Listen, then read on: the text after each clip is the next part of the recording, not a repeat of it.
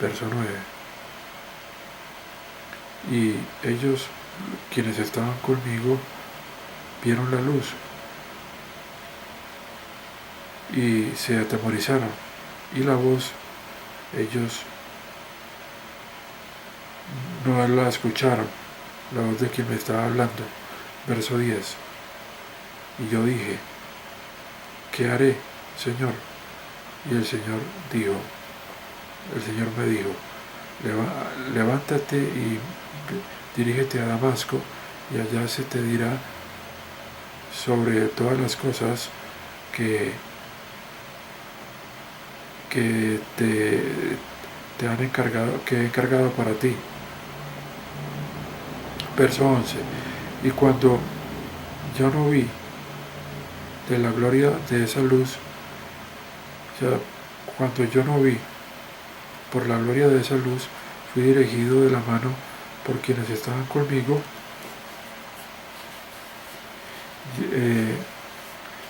llegué a Damasco, hacia Damasco. Verso 12. Y cierto Ananías, un hombre santo en cuanto a la ley, de quien se testificaba por todos los judíos, se llama Ananías, que moraban pues en Damasco. Verso 13. Habiendo venido a mí, se me acercó y me dijo: Saulo, hermano, mira. Y en la misma hora lo miré. Verso 14. Y él dijo: el Dios de nuestros padres te escogió a ti de antemano para que conozcas su voluntad y para que veas al justo, o sea, para que veas a Jesús, y para que oigas una voz de su boca, para que lo escucharás pues hablar. Verso 15. Porque tú serás su testigo a todos los hombres de lo que has visto y oído. Verso 16. Y ahora, ¿por qué? ¿Qué esperas? ¿Por qué te demoras? Levántate, bautízate y lava tus pecados, llamando en el nombre del Señor. Hay un verso en la carta de los Romanos que dice: todo el que invoca el nombre del Señor será salvo. Que está en Romanos 10, capítulo 10, se refiere a la profecía que está en Joel 2, creo que es verso 32, y que es la misma profecía que se estaba cumpliendo cuando uno lee el capítulo 2 del libro de los Hechos. Es que ese era el contexto de hechos que se estaban, de esta fiesta de Pentecostés.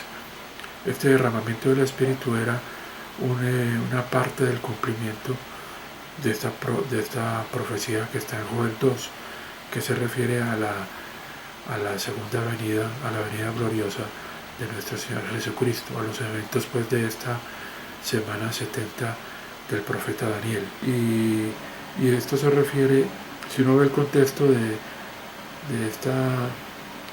esta cita, es la venida que va a ser la segunda venida de nuestro Señor Jesucristo.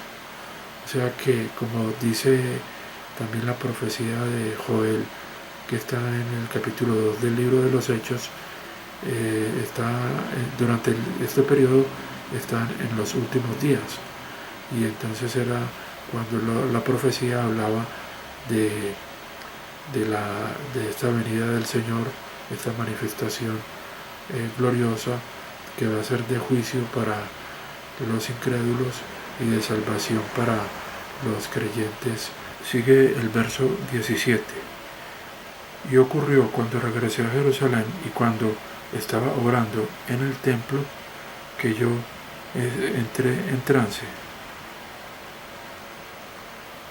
Verso 18. Y lo vi diciéndome: apresúrate y diríjate y sal de Jerusalén, porque, o sea, aquí continúan pues las revelaciones de nuestro Señor Jesucristo, porque al apóstol Pablo, porque ellos no recibirán tu testimonio sobre mí. Sigue el verso 19. Y yo dije, Señor, ellos saben que yo estaba apresando y maltratando en cada sinagoga a quienes creían en ti. Verso 20. Y cuando la sangre de tu testigo Esteban estaba siendo derramada, yo estaba de pie y asintiendo con su muerte, y estaba cuidando los vestidos de quienes lo estaban matando. Verso 21.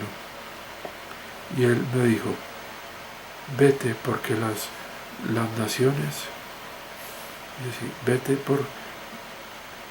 vete porque a las naciones lejanas te enviaré.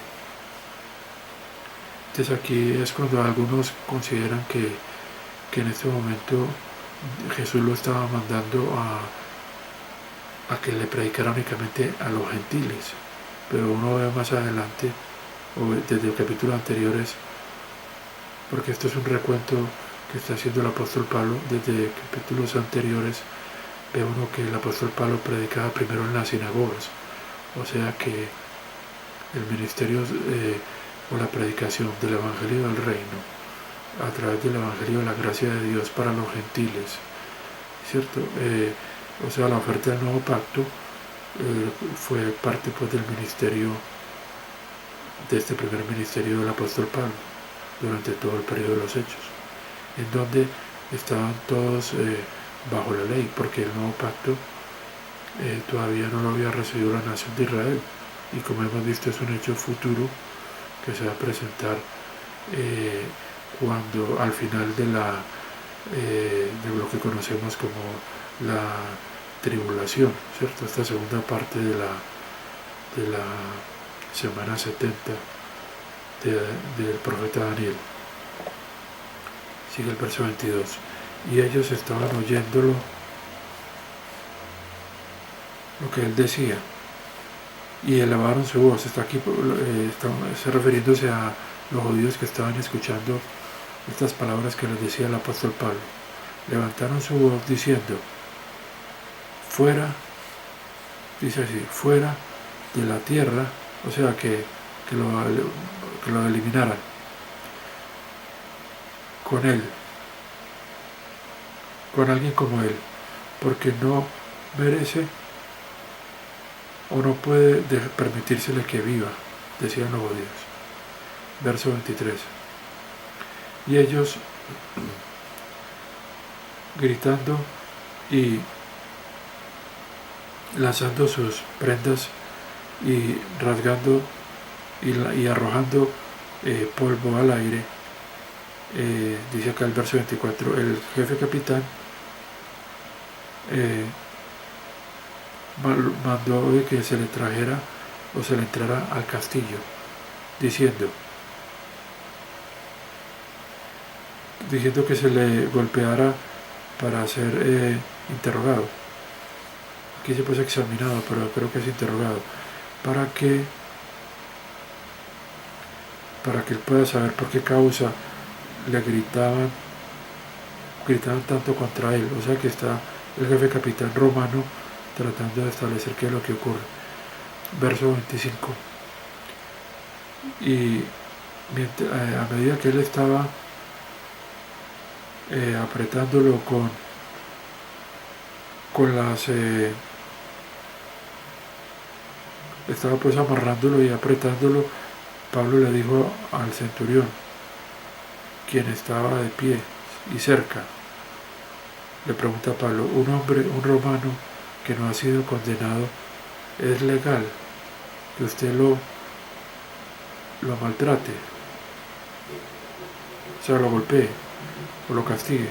Entonces un centurión que oyó esto se acercó al jefe capitán y le dijo, tenga cuidado de lo que va a hacer, porque este hombre es un romano.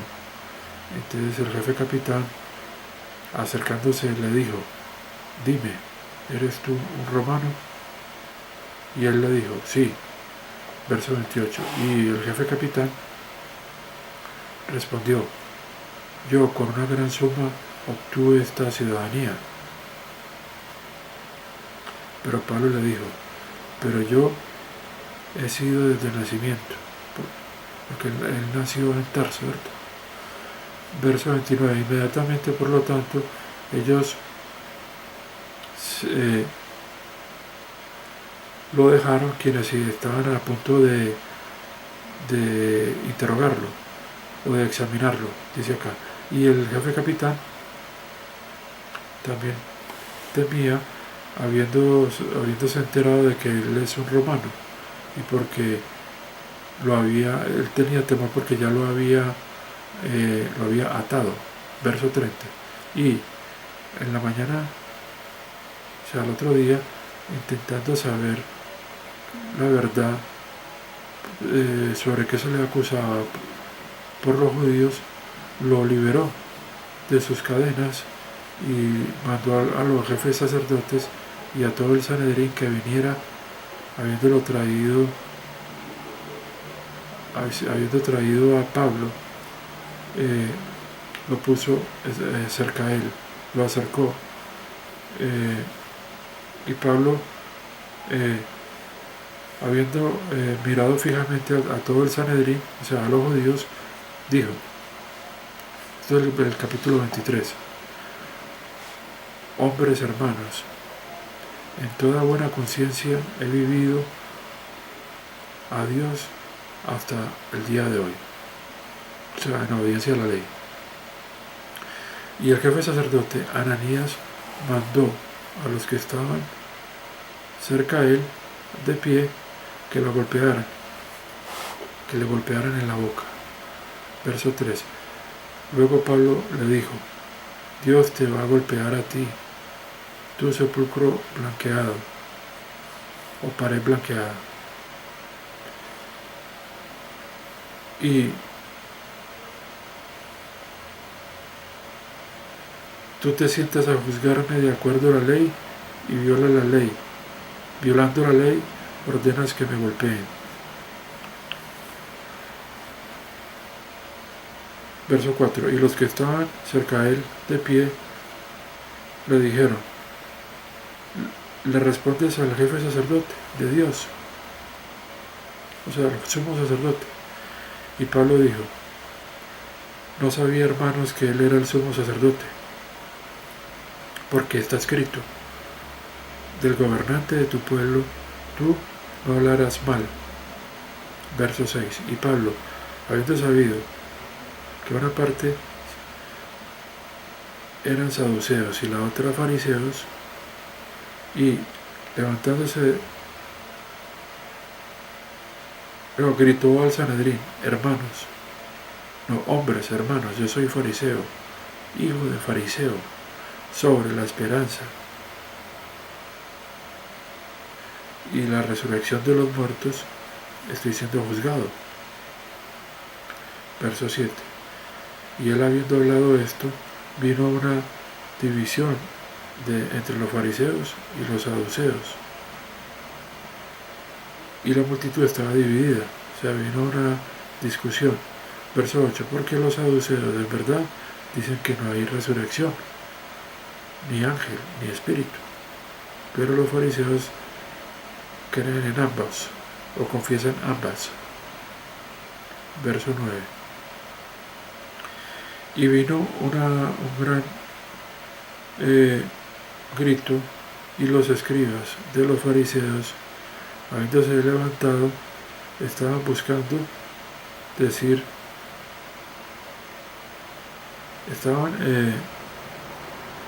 buscando y diciendo, no hay maldad, no hemos encontrado nada malo en este hombre. Y si un espíritu le habló, o un mensajero, o sea, un ángel, no podemos pelear contra Dios. Verso 10. Y una gran división o disensión estaba surgiendo. Y el jefe capitán, temiendo que Pablo pudiera ser destrozado por ellos, mandó a los soldados que bajaran, que lo tomaran por la fuerza y lo sacara del medio de ellos y se lo trajera al castillo.